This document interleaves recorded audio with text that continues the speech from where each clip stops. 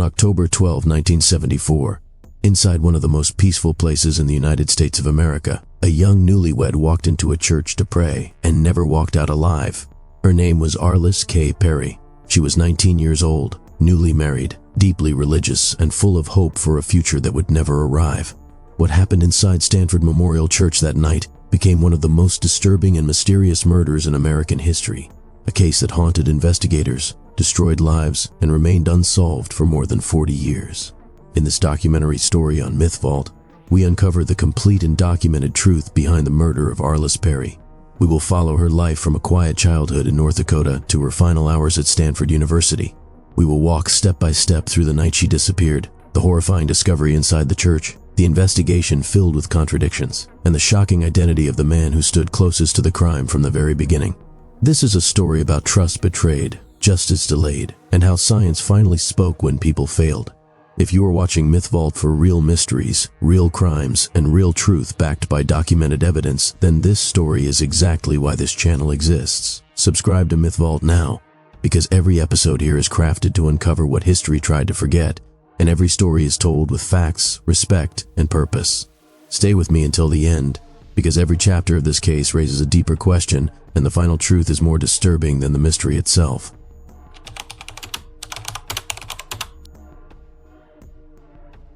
Arlis 𝐂𝐸 was born on February 22, 1955 in Bismarck, North Dakota, a place defined by calm routines, close communities, and steady values. She grew up in an environment where people knew one another by name and where trust was assumed rather than questioned. Friends and family later described Arlis as gentle, thoughtful, and deeply committed to her faith. Religion was not a surface belief for her, but a guiding force that shaped her choices and gave her comfort during moments of uncertainty. From a young age, she showed a strong sense of responsibility and maturity beyond her years, traits that made her stand out among her peers. During high school, Arlis met Bruce Duncan Perry, a fellow student who would become the center of her young adult life. Their relationship developed, slowly and sincerely, grounded in shared values rather than rebellion or impulse. Teachers and classmates remembered them as inseparable, a couple that seemed destined for a stable future. After graduating from high school, they remained committed to one another despite the distance and changes that often separate young couples. Their bond survived the transition into adulthood, and by the summer of 1974, they were ready to begin married life together. In August of that year, Arlis and Bruce were married and soon moved to California, so Bruce could continue his studies as a sophomore pre-medical student at Stanford University. For Arlis, the move represented a dramatic shift. She left behind the familiarity of North Dakota for one of the most prestigious and demanding academic environments in the country. Despite the excitement of marriage, the adjustment was not easy. She was far from her family, adapting to a new culture and learning how to build a life in an unfamiliar place. Arlis found work as a receptionist at a local law firm, a role that gave her structure and independence. She approached her job with the same seriousness she applied to everything else. Even as she adjusted to married life and a new city, she remained focused and dependable. Yet beneath the surface there were signs of emotional strain. Letters she wrote to friends back home revealed moments of homesickness and vulnerability. She missed the simplicity of her past life and the comfort of people who truly knew her. One place that brought Arlis peace was Stanford Memorial Church. The church was a towering symbol of reflection and tradition located at the heart of the university. To Arlis, it was more than a building. It was a sanctuary where she could pray, think, and reconnect with her sense of purpose. She often visited the church alone, especially during moments of stress. It was a habit that seemed harmless and even admirable to those who knew her. On the evening of October 12, 1974, Arlis and Bruce experienced a minor argument. It was not violent and not unusual for a young couple still learning how to navigate daily life together. The disagreement centered on something ordinary, the tire pressure of their car. What mattered was not the argument itself, but what followed. After the exchange, Arlis told Bruce that she wanted to go to Stanford Memorial Church to pray alone. This decision did not alarm him. It was something she had done before. He expected her to return home shortly after. Arlis walked away into the night, unaware that this would be the final decision of her life. Bruce returned to their residence, believing she needed quiet time. Hours passed. Midnight arrived. The early morning hours followed. When 3 o'clock arrived and Arlis had still not returned, concern turned into fear. Bruce contacted the Stanford police to report his wife missing. Officers from the Santa Clara County Sheriff Office responded and went to the church to check. They found the outer doors locked and saw nothing unusual. There were no signs of forced entry and no immediate reason to suspect a crime. At that moment, Arlis Perry was already dead inside the church. What no one yet realized was that the place she trusted most had become the setting for an act of extreme violence. The sense of safety that surrounded Stanford University would soon be shattered. The peaceful image of Stanford Memorial Church would never be the same again. As the sun rose on October 13, 1974, the quiet life Arlis once lived had already been erased, and a mystery was about to begin that would take more than 4 decades to confront the truth.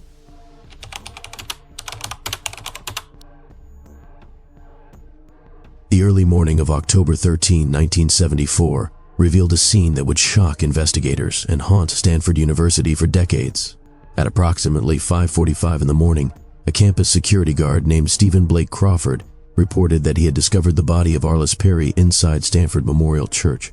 Crawford was not an outsider or a stranger to the location. He was a security guard assigned to the campus and a former Stanford police officer who understood the routines, the keys, and the quiet hours of the church. According to his statement, he entered the church to open it for the day and found Arlis lying in the east transept near the altar. The position of her body immediately raised questions. Arlis was found face up with her hands folded across her chest in a manner that appeared deliberate rather than accidental. An ice pick had been driven into the back of her head with such force that the handle had broken off and was missing. There were also clear signs of strangulation, indicating that she had been attacked violently before the fatal blow. Police further reported that Arlis was naked from the waist down. A 3-foot-long altar candle had been inserted into her body, and another candle was placed between her breasts. Her jeans had been arranged across her legs in a diamond-shaped pattern. The brutality and ritual-like staging of the scene stunned investigators and defied simple explanation.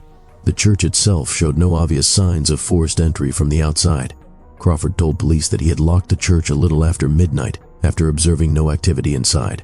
He also claimed that he returned around 2 in the morning to recheck the doors and found them still locked, a statement that would later be proven false. When he arrived at 5:45 in the morning, he said he found a west side door open and believed it had been forced from the inside. This detail would become one of many contradictions in the investigation. Forensic investigators collected evidence from the scene with the limited technology available at the time. Semen was found on a kneeling pillow near Arlis' body.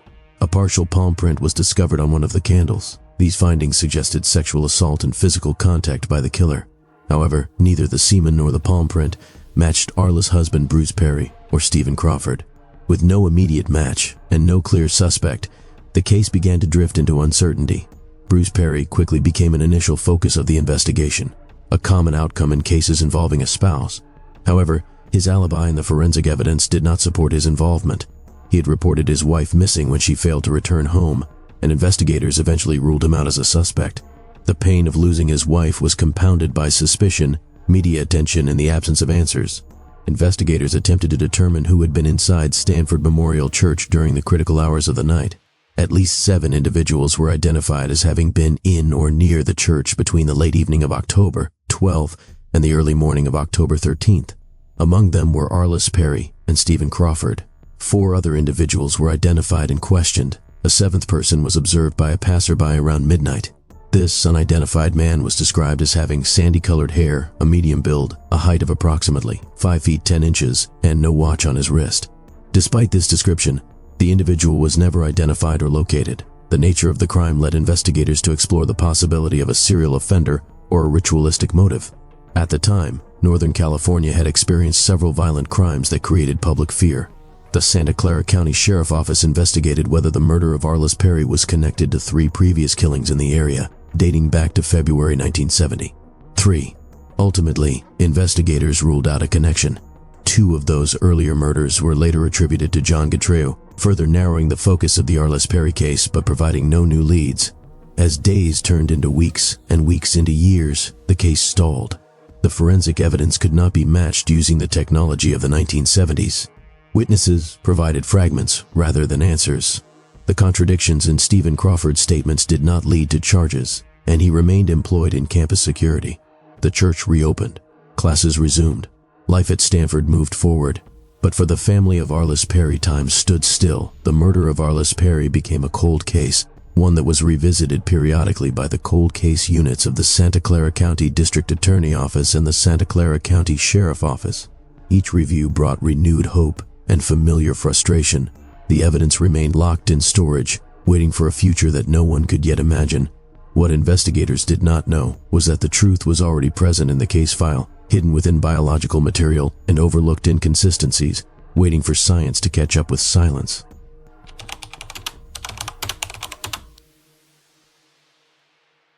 As the months passed after the murder of Arlis Perry, the absence of answers began to create a dangerous space filled with rumors, speculation, and fear.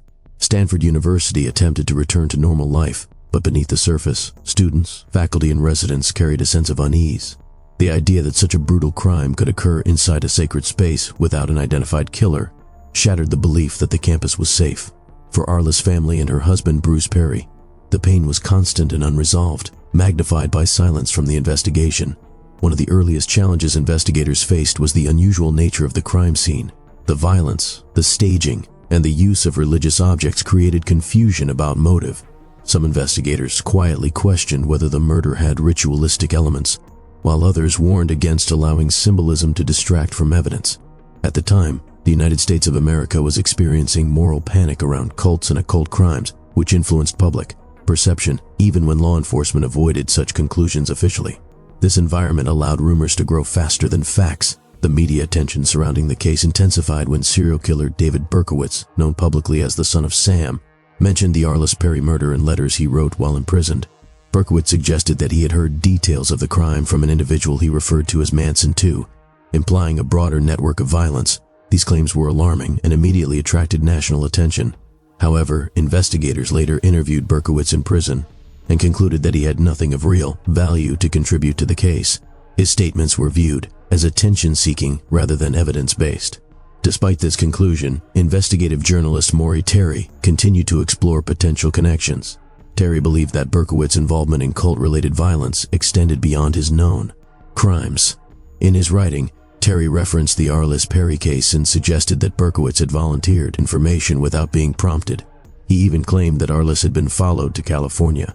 These claims were never supported by physical evidence or credible witness testimony, but they added another layer of complexity to an already troubled case. During this period, investigators uncovered a strange and unsettling detail involving a fraudulent telephone listing. Someone on the Stanford campus had taken out a telephone listing under the name Bruce Perry. This listing belonged to another individual who shared not only the same name but also the same middle initial and was recently married. This coincidence caused confusion when Arlis' friends and Bruce's mother attempted to contact the couple. Eventually, Arlis herself called the number and spoke to the person who answered. In a letter dated September 27, 1974, less than a month before her death, Arlis described the situation to a friend, noting how strange and unsettling the coincidence felt. At the time, it was treated as an odd mistake rather than a warning sign. For investigators, this detail raised troubling questions years later. Was the listing truly an innocent coincidence, or had someone been watching the Perrys more closely than they realized? No direct evidence linked this incident to the murder, but its timing and specificity kept it alive in discussions of the case. It reinforced the sense that Arlis had been unknowingly surrounded by hidden threats. As years passed, the investigation grew colder. Physical evidence was preserved, but forensic science lacked the ability to extract meaningful conclusions from it. The semen found at the scene and the partial palm print could not be matched to any suspect. Each technological advancement raised hope, only to end in disappointment. The contradictions in Stephen Crawford's statements remained documented, but without proof, they could not support charges. Crawford continued his life without public suspicion, while Bruce Perry was left to rebuild his life under the shadow of tragedy. The case was never officially closed. Instead, it entered a cycle of periodic review by the cold case units of the Santa Clara County District Attorney Office and the Santa Clara County Sheriff Office. Each review involved re-examining files, evidence, and witness statements. Investigators believed that someday science might succeed where traditional methods had failed. This belief became the only source of hope for justice. Decades after the murder, the name Arlis Perry still appeared in articles, documentaries, and academic discussions. Her story became a symbol of unresolved violence and institutional failure. While public interest faded and returned in waves, the core truth remained unchanged. A young woman had entered a church seeking peace and was met with cruelty instead. The person responsible had not been held accountable. What no one yet knew was that the key to solving the case had been waiting silently since 1974. It rested in preserved evidence and overlooked behavior. It would take a revolution in forensic science and one final act of desperation to finally reveal the truth behind the murder of Arlis Perry.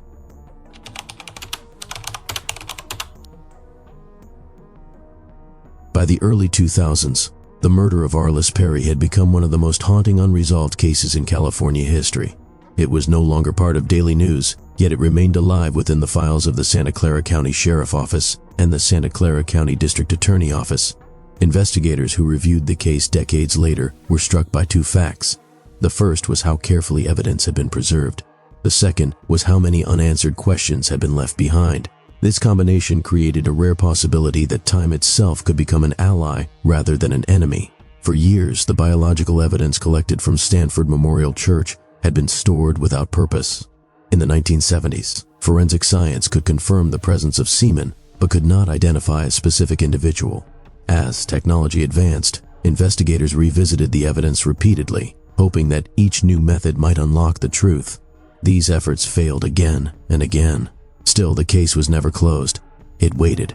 In the mid-2000s, a renewed focus on cold cases across the United States of America encouraged law enforcement agencies to re-examine old evidence using modern forensic techniques.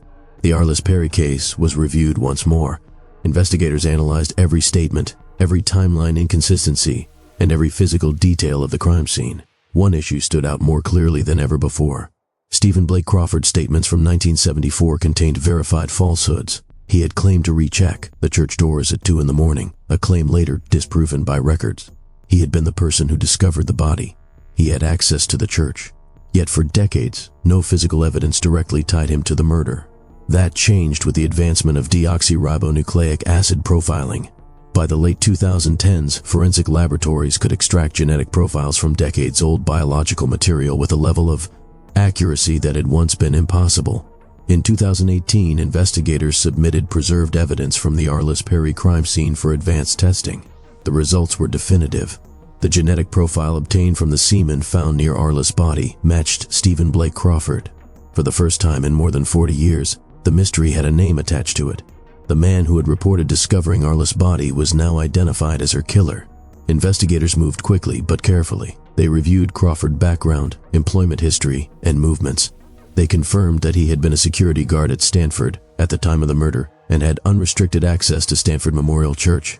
The contradictions in his original statements were no longer suspicious details. They were evidence of deception. On June 28, 2018, investigators prepared to arrest Stephen Blake Crawford. Detectives arrived at his residence on Camden Avenue in San Jose, California with a search warrant. They intended to question him and formally charge him with the murder of Arlis Perry. Before they could do so, Crawford ended his own life using a pistol. He died before facing arrest, trial, or public accountability. The announcement shocked the public. For Arlis' family, the news brought both closure and renewed pain. The mystery was finally solved, but justice had come too late. The man responsible would never be questioned in court. He would never explain his actions. The reasons behind the brutality would remain unknown. Law enforcement officials stated clearly that the case was considered solved based on scientific evidence. There was no doubt about the identity of the killer, yet the resolution left an unsettling reality. For more than 40 years, the truth had existed quietly within preserved evidence while the man responsible lived freely. This realization forced difficult questions about missed opportunities, institutional trust, and the limits of justice. The murder of Arlis Perry became a powerful example of both failure and progress. It demonstrated how outdated technology can delay justice and how modern science can restore truth even after decades of silence. It also revealed how dangerous it can be when authority figures are assumed to be beyond suspicion. As the case closed officially, the church at Stanford remained standing, unchanged in appearance but forever marked by history. What happened within its walls could never be erased. The life of Arlis Perry had been stolen, but her story had finally been heard. One final chapter remained, not just about facts, but about meaning, memory, and why this story still matters today.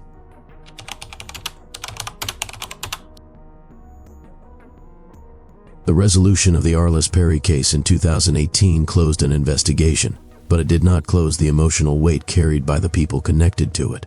For more than 4 decades, Arlis' name had existed as a question mark in American criminal history. When Stephen Blake Crawford was identified as the killer, the mystery ended, but the story did not. What remained was a deeper reflection on how violence, silence, and time shaped justice.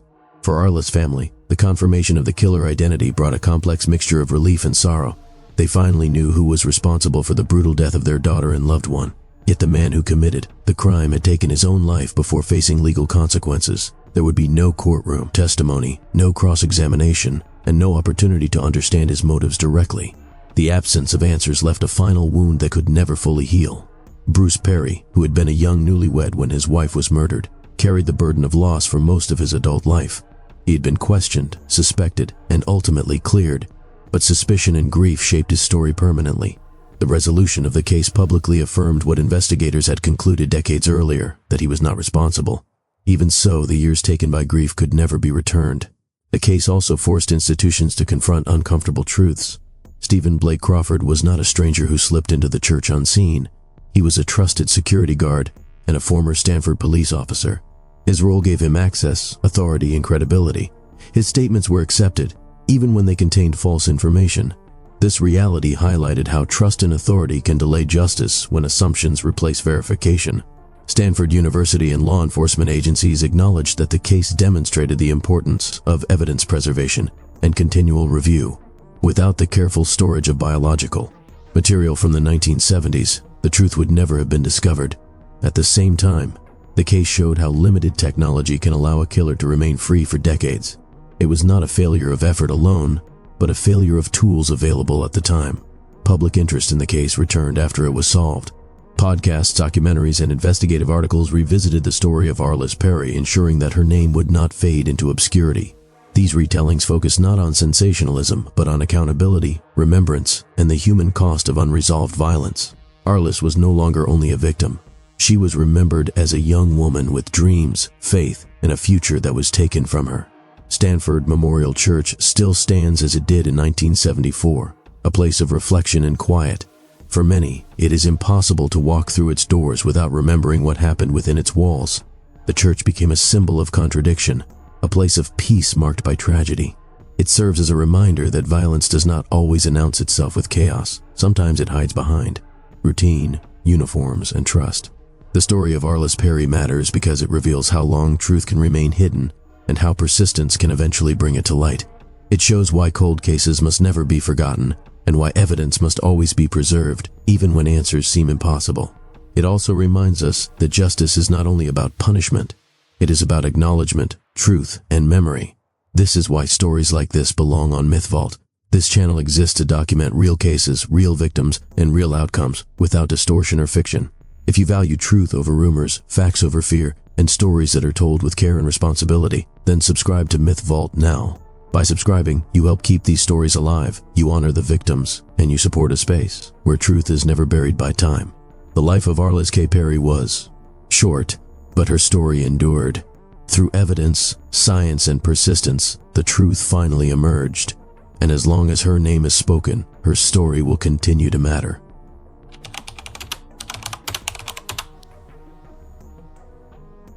The murder of Arlis K. Perry is not a legend, a rumor, or an internet myth. It is a real and fully documented criminal case that unfolded in the United States of America and remained unresolved for more than 4 decades.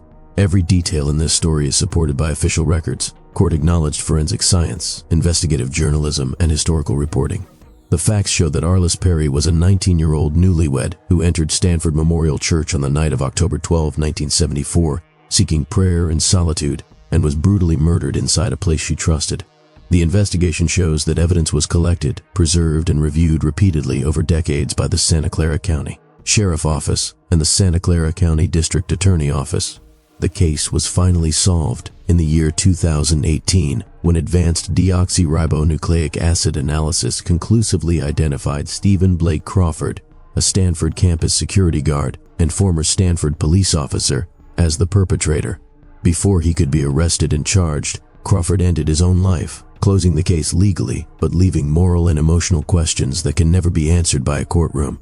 The story matters because it proves that truth does not disappear just because time passes. It proves that evidence has a voice even when people remain silent. It also reminds us that justice is not always immediate and that institutions, no matter how respected, must always be questioned with facts rather than assumptions. The life of Arlis Perry was taken, but her story forced changes in how cold cases are viewed, how evidence is preserved, and how long law enforcement must be willing to wait for science to catch up with the past. Her case stands as a warning and a lesson, showing that evil can hide behind authority, familiarity, and routine, and that truth often waits quietly until it can finally be heard. References and documented sources for this case include the Wikipedia article titled Murder of Arlis Perry, archived and current reporting from the Stanford Daily, San Jose Mercury News investigative coverage, Palo Alto Online official reporting from June 2018, United Press International Historical News Reports, the Case File True Crime Podcast episode released in February 2020, and the Netflix documentary series The Sons of Sam, A Descent into Darkness, all of which reference official law enforcement statements, preserve forensic evidence, and confirmed investigative findings. If you stayed with this story until the end, you are exactly the kind of viewer MythVault is created for. This channel exists to document real cases with care, respect, and truth, without exaggeration and without fiction. By subscribing to MythVault, you help ensure that stories like Arlis Perry's story are never forgotten, never reduced to rumors, and never buried by time. Subscribe now to MythVault, because every subscription supports real storytelling, real victims, and real truth that deserves to be remembered.